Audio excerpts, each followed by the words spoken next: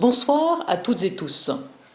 Je suis très heureuse de vous retrouver ce soir. Nous sommes le 12 juillet 2022. Cette date est très importante. Je vais y revenir. Depuis un mois, je ne suis plus députée et c'est au titre de la présidence du parti Ensemble pour les libertés que je vous parle. Pourquoi cette date est importante? On se souvient, il y a un an, jour pour jour, le président Emmanuel Macron s'adressait aux Français pour imposer deux choses, le pass sanitaire, mais aussi la vaccination obligatoire pour toute une série de professionnels, dont les professionnels de santé, dont les pompiers, catégorie particulièrement ciblée. Et aujourd'hui, les conséquences sont toujours terribles puisque plus de 15 000 professionnels en France, diplômés, dévoués, ne peuvent plus exercer leur métier parce qu'ils ont fait ce choix de ne pas accepter cette vaccination obligatoire. Donc cette date est très importante. Où en sommes-nous à un an de ce discours dans la gestion de la crise sanitaire? Il y a un rapport dont je voulais vous parler, un rapport qui pointe ce que je n'ai eu de cesse de dénoncer depuis un an, l'érosion des libertés. Ce rapport a été publié il y a quelques jours par la défenseure des droits, Claire Hédon, qui met en avant la fracture sociale qui existe aujourd'hui dans notre pays, avec une précarité croissante, puisque bon nombre de citoyens n'ont même pas pu accéder à toute une série d'aides dont ils pouvaient notamment prétendre, mais aussi un véritable mal-être, un mal vivre. Et cette gestion sanitaire qui a été catastrophique et qui a été privative de liberté pour bon nombre de citoyens a vu une augmentation, une explosion des réclamations auprès de la défenseure des droits pendant l'année 2021, puisqu'il y a une hausse de réclamations de plus de 20%. C'est du jamais vu, c'est très important et je vous invite à aller chercher ce rapport et à en prendre connaissance et vous verrez que tout ce que certains collectifs dénoncent, ça figure en bonne place dans ce rapport. Ensuite, je voulais revenir sur ce qui est en train de se passer actuellement dans l'hémicycle.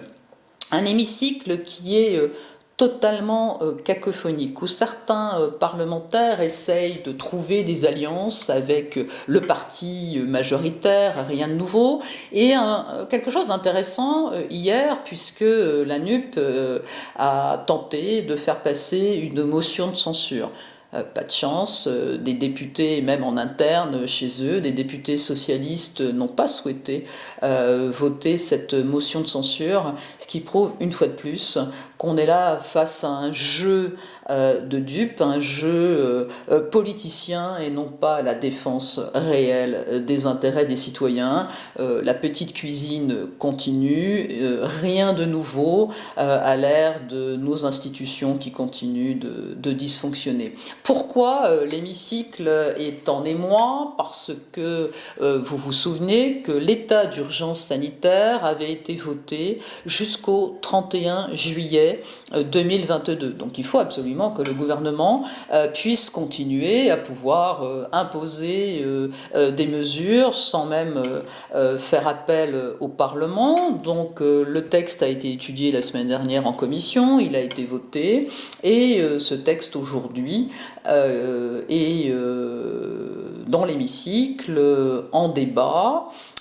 Il ne gage rien de rassurant puisque cet état d'urgence va sans doute être prolongé jusque fin mars 2023, ce qui permettra au gouvernement de prendre des mesures par décret.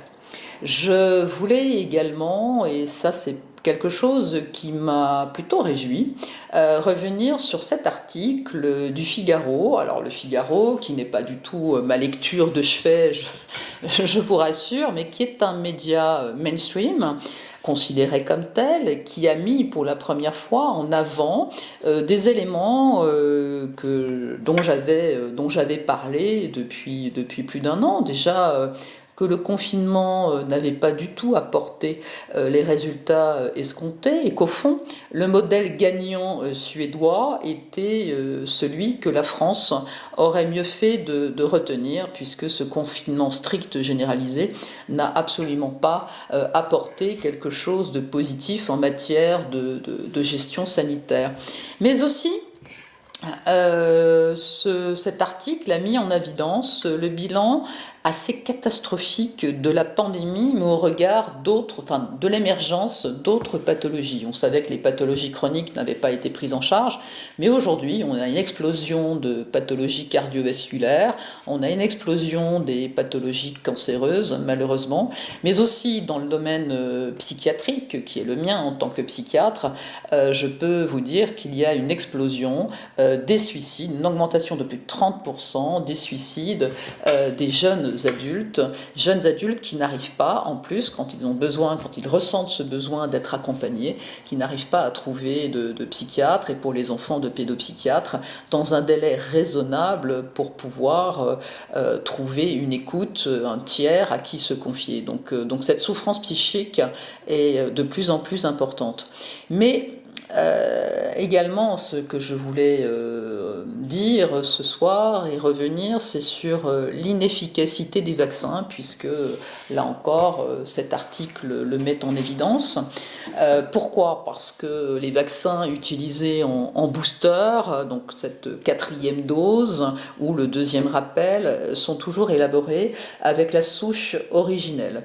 Donc en effet, on sait très bien que ces vaccins aujourd'hui sont inefficaces et qu'ils ne protègent absolument pas les personnes vaccinées par rapport au Covid. Et même, il y a tout un questionnement qui est posé par différentes personnes, dont moi depuis plusieurs mois, autour de la protection, de la prévention, de cette immunité qui est apportée par le vaccin et qui aujourd'hui, on voit qu'elle n'est absolument pas suffisante.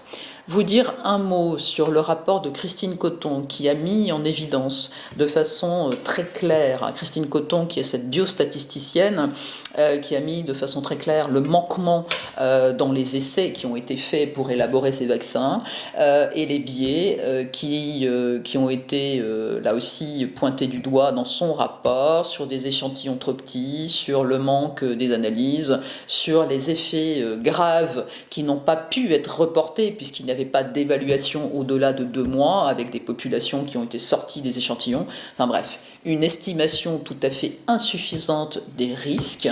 Donc là, j'allais dire l'action, enfin les décisions qu'il faudrait prendre, c'est de nouveau suspendre l'utilisation des vaccins et puis peut-être imaginer à une autre stratégie, on la connaît, elle existe, celle des traitements ambulatoires précoces qui continuent à faire, j'allais dire, leur effet, même si on sait que ces nouveaux variants, puisque c'est aussi les vaccins utilisés qui sélectionnent et qui entraînent ces variants, ces nouveaux variants, aujourd'hui sont très très peu méchants et ne nécessitent absolument pas des traitements, en tout cas importants, et même pas pour quasiment plus personne la mise sous oxygène.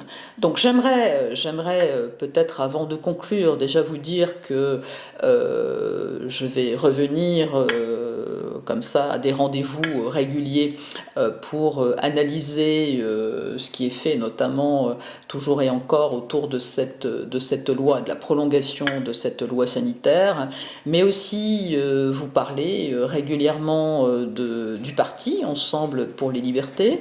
Là vous rappelez avec un petit peu de fierté que nous avions été 25 candidats, que les candidats ont tous eu des résultats tout à fait honorables alors qu'ils n'étaient pas connus dans leur circonscription et que ce parti est tout nouveau, tout jeune. Remercier tous les bénévoles qui ont pu accompagner les candidats et puis bien sûr un dernier remerciement au mien. J'avais une 60aine de bénévoles qui m'ont accompagné pendant cette campagne législative. Un très très grand merci à eux. Et encore une fois, avant de vous laisser ce soir, vous dire que ce parti qui tient à continuer sa lutte pour la défense de toutes les libertés. Ce parti a besoin de vous, a besoin de vos adhésions, a besoin de moyens financiers pour pouvoir continuer à mener des actions. Donc allez sur le site internet de Ensemble pour les libertés, ensemblepourleslibertés.fr, pour adhérer et renforcer, j'allais dire, financièrement nos moyens, c'est important. Donc je vous donne rendez-vous à très bientôt et merci. Et encore une fois, très heureuse ce soir d'avoir pu dialoguer avec vous. Au revoir.